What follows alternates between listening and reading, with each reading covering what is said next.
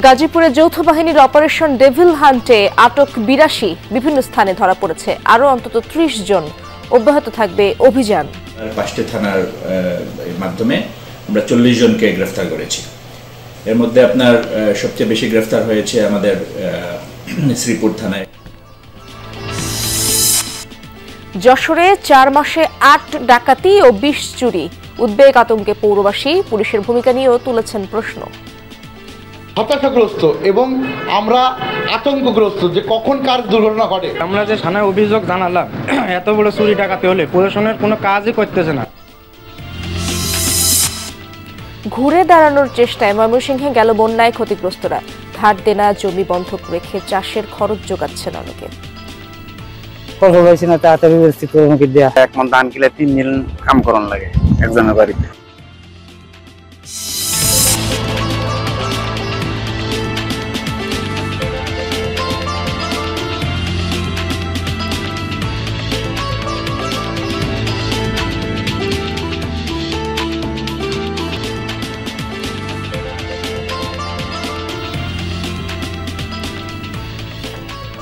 আমন্ত্রণ সংবাদ সারা দেশে, আপনাদের সঙ্গে আছি আমি ইশরাত জাহান। এতক্ষণ শিরোনাম দেখছিলেন, এবার বিস্তারিত। গাজীপুরে যৌথ বাহিনীর অপারেশন ডেভিল হান্টে ১৩ থানায় আটক হয়েছে অন্তত ৮২ জন। আজ সকালে গণমাধ্যমকে এই তথ্য নিশ্চিত করেন পুলিশ সুপার ও GMP SP doctor Chowdhury Mohammad Jaber Sadek. জানান, রাতভর বিভিন্ন থানা এলাকায় অভিযান চালানো হয়। ৫ থানায় আটক হয়েছে ৪০ জন। এর মধ্যে কাপাসিয়া থানায় ১১ এবং শ্রীপুর থানায় ১০ জন আটক করা হয়েছে। বাকিরা অন্য থানা এলাকায় ধরা পড়েছে। এছাড়া মহানগরের ৮ থানা এলাকায় অভিযান চালিয়েছে যৌথ বাহিনী। আটক হয়েছে কমপক্ষে ৪২ জন। আটককৃত সবাই আওয়ামী লীগ নেতাকর্মী ও সমর্থক। এই তথ্য জানিয়েছে আইন শৃঙ্খলা বাহিনী। গাজীপুর জেলার ৫টি থানার মাধ্যমে আমরা ৪০ জনকে গ্রেফতার করেছি। এর মধ্যে আপনার সবচেয়ে বেশি গ্রেফতার হয়েছে আমাদের শ্রীপুর থানায় ১১ জন, তারপর আপনার কাপাসিয়াতে আছে ১০ জন। দর্শক, এ বিষয়ে আরো খবর জানবো। গাজীপুরে যেতে চাই আমার সহকর্মী হোসেন আলী বাবু, সেখানে রয়েছেন। হোসেন আলী, আটককৃতদের বিষয়ে মামলা দায়েরের কি অবস্থা জানাবেন এবং কতজন আটক হয়েছে, বিস্তারিত তথ্য আমরা জানতে চাই। ইসরাত, আসলে কিছুক্ষণ আগেই গাজীপুর সদর থানা এবং শ্রীপুর থানা, কালিয়াকোট থানা, কাপাসিয়া থানা, সব থানার ওসিদের সাথে কথা হয়েছে। তারা যেটা বলছে যে আসলে কিছুক্ষণের ভিতরে তাদের যে মামলা, সেই মামলা রুজু হবে। মামলার পর তাদেরকে কোর্টে চালান করা হবে। তারপর হচ্ছে তাদের রিমান্ড চাওয়া হবে। রিমান্ড মঞ্জুর হলে তাদেরকে আবার রিমান্ড নিয়ে আসলে জিজ্ঞাসাবাদ করা হবে। এই পর্যন্ত আসলে গাজীপুরের যে সদর থানা, সেখানে বৈষম্য বিরোধী যারা সমন্বয় করেছেন তারা কিন্তু আসলে 2টি ঘটনায় তারা অভিযোগ করেছেন। এর মধ্যে আসলে একটি মামলা কিছুক্ষণের ভিতরেই মামলা রুজু হয়ে যাবে, সেটা আমাদেরকে সদর থানার ওসি জানিয়েছেন। তার পাশাপাশি যদি বলি, আসলে শ্রীপুর থানায় আসলে 10 জনকে যে গ্রেপ্তার করা হয়েছে, এর মধ্যে কিন্তু আওয়ামী লীগের বিভিন্ন ওয়ার্ডের সভাপতি, সহসভাপতি এবং বিভিন্ন ইউনিয়নের যুগ্ম সাধারণ সম্পাদক, ছাত্রলীগের যারা পদে রয়েছেন তাদেরকে কিন্তু গ্রেপ্তার করা হয়েছে। এবং কাপাসিয়া যে 11 জনকে গ্রেপ্তার করেছে তারাও কিন্তু আসলে বিভিন্ন ইউনিয়ন এবং ওয়ার্ডের কিন্তু পদে রয়েছেন। এটা কিন্তু আমাদেরকে নিশ্চিত করেছেন ওই থানার যারা ভারপ্রাপ্ত কর্মকর্তা রয়েছেন তারা। ইতিমধ্যে আসলে গাজীপুরে বিভিন্ন বাহিনী কিন্তু আসলে টহল দিচ্ছে। আপনি দেখতে পাচ্ছেন যে আসলে র্যাবের যে একটি টিম, সেটি কিন্তু টহল দিচ্ছে এবং সেনাবাহিনী টহল দিচ্ছে। ডেভিড হান্ট যেই অভিযানটি, সেই অভিযানটি আসলে রাতে চলেছে, দিনেও আসলে বিভিন্ন জায়গায় টহল দিলে বিভিন্ন পয়েন্টে তারা কিন্তু অবস্থান করছেন। সেখানে কিন্তু আসলে গাড়ি চেকপোস্ট করছেন। গতকাল সন্ধ্যার পরে আসলে মাগরিবের পরে যে বৈষম্যের একজন সহকর্মী মোবাশ্বেরকে গুলি করেছে, সেই গুলিটির আসলে তদন্ত চলছে। তদন্ত কারা গুলি করেছে সেটা চিহ্নিত করার পরে তাকে অ্যারেস্ট করা হবে, এমন তথ্য কিন্তু আমাদেরকে জানিয়েছেন মেট্রো পুলিশের যিনি কমিশনার রয়েছেন তিনি। ধন্যবাদ আপনাকে। এদিকে বিভিন্ন স্থানে অপারেশন ডেভিল হান্টে ধরা পড়েছে অন্তত ৩০ জন।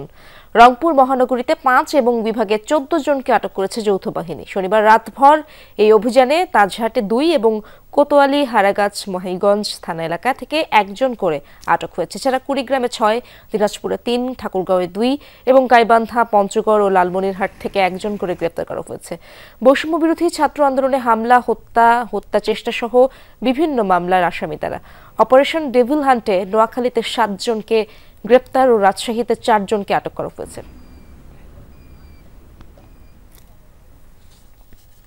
যতদিন পর্যন্ত ডেভিল নির্মূল না হবে ততদিন চলবে এই অভিযান, এমনটাই জানিয়েছেন স্বরাষ্ট্র উপদেষ্টা অবসরপ্রাপ্ত লেফটেন্যান্ট জেনারেল মোহাম্মদ জাহাঙ্গীর আলম চৌধুরী।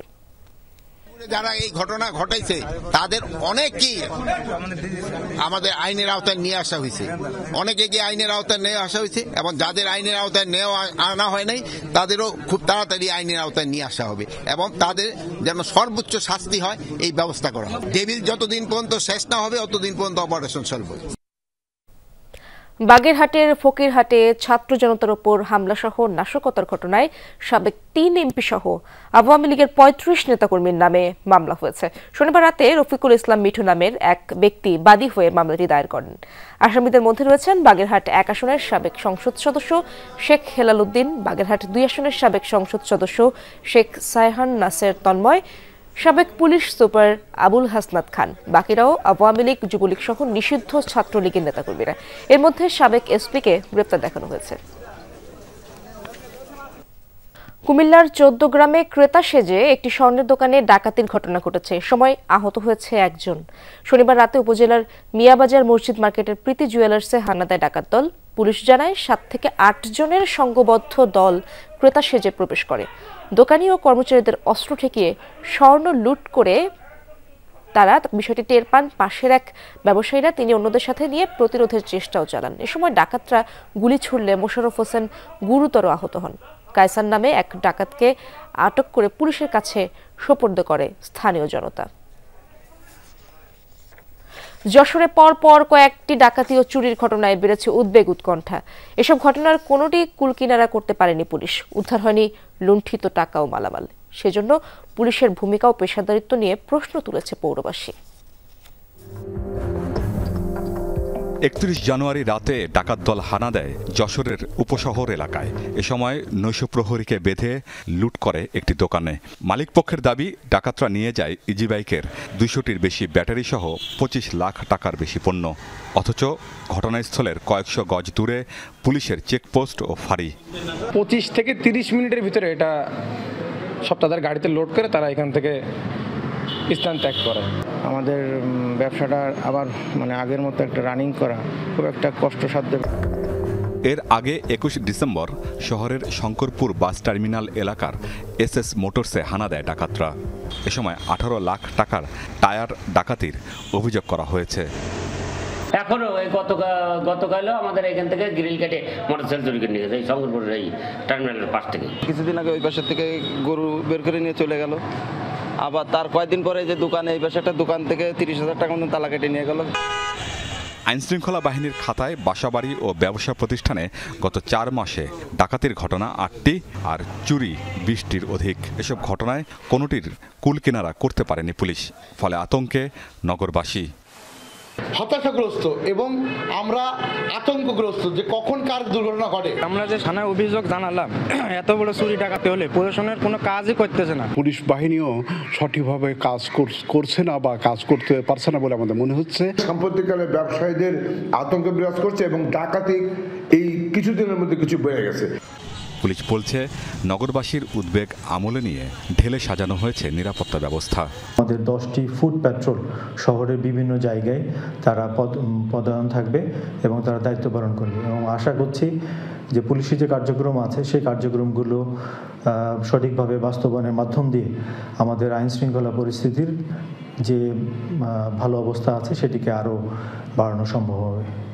নিরাপত্তা নিশ্চিত করতে যৌথ বাহিনীর অভিযান ও টহল বাড়ানোর দাবি জানিয়েছে পৌরবাসী। আমিন বাবু, যমুনা নিউজ। আখাউড়ায় রেল কর্মকর্তা কর্মচারীদের জন্য গড়ে তোলা স্টাফ কলোনির বেশিরভাগই এখন বহিরাগতদের দখলে। বরাদ্দ পাওয়া বাসা বহিরাগতদের কাছে ভাড়া দিয়ে অন্য স্থানে থাকেন কর্মচারীরা। অভিযোগ রয়েছে, কলোনির ভেতর বসবাস করা বহিরাগতদের অধিকাংশই মাদক বেচাকেনা সহ বিভিন্ন ধরনের অপকর্মের সাথে জড়িত। সবকিছু প্রকাশ্যে ঘটলেও সংশ্লিষ্ট কর্মকর্তারা অদৃশ্য কোনো এক কারণে নিশ্চুপ। আখাউড়া রেলওয়ে জংশন দেশের পূর্বাঞ্চল রেলপথের অন্যতম একটি জংশন। সম্প্রতি আধুনিকায়নের পর পাল্টেছে স্টেশনের চিত্র। জংশনের পাশেই রেল কর্মকর্তা এবং কর্মচারীদের বসবাসের জন্য স্টাফ কলোনি গড়ে তোলে ব্রিটিশ সরকার। তবে কলোনির ঘরগুলোতে রেল কর্মকর্তাদের বদলে থাকছে বহিরাগতরা।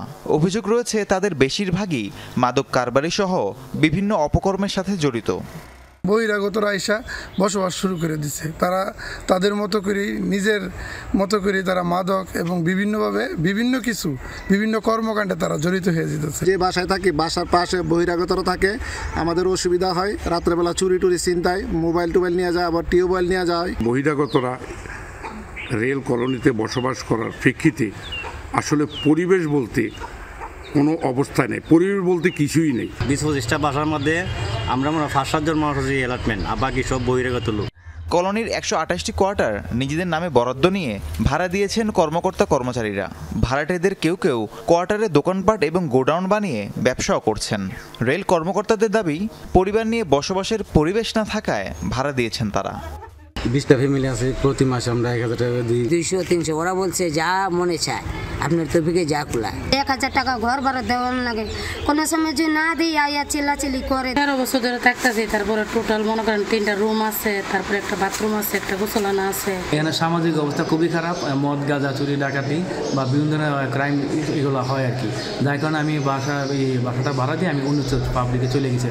অবৈধ দখলদারদের থেকে কোয়ার্টারগুলো পুনরুদ্ধার করে বসবাসের উপযোগী করার আশ্বাস দিলেন রেলওয়ে সহকারী নির্বাহী প্রকৌশলী। পুলিশ জানিয়েছে, অভিযোগ পাওয়া গেলে নেওয়া হবে ব্যবস্থা। যোগ্য বাসাগুলি মেরামতের প্রয়োজনীয় ব্যবস্থা আমরা গ্রহণ করতেছি এবং পর্যায়ক্রমে বরাদ্দের ব্যবস্থা করতেছি। বাসাবাড়িগুলোতে যদি কোনো অপরাধ সংঘটিত হয় তাও দেখভাল করার দায়িত্ব হলো প্রশাসনিক থানার। এটা IWO অভিযোগ দিবে, অভিযোগের পরিপ্রেক্ষিতে আইনগত ব্যবস্থা গ্রহণ করা হবে। রেল কর্মচারীদের জন্য বরাদ্দকৃত ঘরে কিভাবে দিনের পর দিন থাকছে বহিরাগতরা, এমন প্রশ্নের উত্তরে রেলের উপসহকারী প্রকৌশলী জানান, কর্তৃপক্ষের অনুমতি ছাড়া বক্তব্য দেবেন না তিনি। রাহিম সারোয়ার, যমুনা নিউজ। জাহাঙ্গীরনগর বিশ্ববিদ্যালয়ে শুরু হয়েছে 2024-25 শিক্ষাবর্ষে স্নাতক সম্মান প্রথম বর্ষের ভর্তি পরীক্ষা। সকাল 9টায় শুরু হওয়া ভর্তিযুদ্ধ 5টি শিফটে চলবে বিকেল 4:15 পর্যন্ত। 1 ঘন্টা করে নেওয়া হবে পরীক্ষা। আজ জীববিজ্ঞান অনুষদের ডি ইউনিটের ভর্তি পরীক্ষা অনুষ্ঠিত হচ্ছে।